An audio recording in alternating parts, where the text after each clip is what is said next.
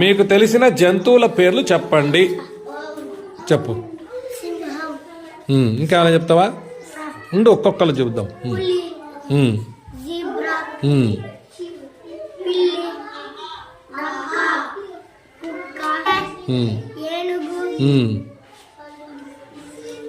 ఇంకా చాలు. Okay, good.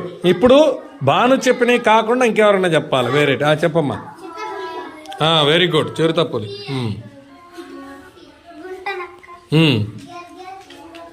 ఇంకా ఎలుక బంటి కాదు, ఎలుగు బంటి. ఓకే. ఇంకా షాహిద్.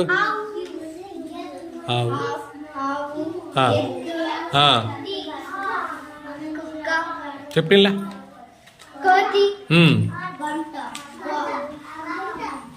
ఇంకా కోడి జంతువు కాదు, పక్షి. మొసలి.